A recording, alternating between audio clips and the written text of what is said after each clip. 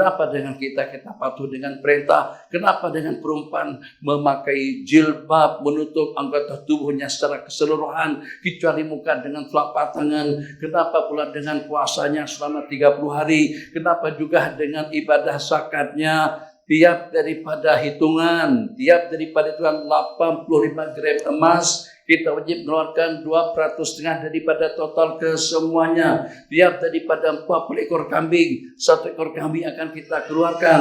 Tiap daripada 30 ekor lembu atau juga dengan kerbau, 1 ekor akan kita keluarkan. Tiap daripada 25 ekor onta, 1 ekor onta akan kita keluarkan. Kenapa? Semuanya. Bakti kenapa, taat kenapa, zikir kenapa, ibadah kenapa, patuh kenapa, tunduk kenapa, dan juga dengan kita melaksanakan segala perintah, dan juga dengan kita meninggalkan segala larangan. Sasarannya, maktamat dan target juga dengan tujuannya agar dengan kita mendapatkan karunia kemuliaan yang teragung daripada Allah Jalla Jalaluhu nanti pada pembalasan yang abadi yang tidak ada kesudahannya, khalidina fiha, kekal abadi di dalam surga.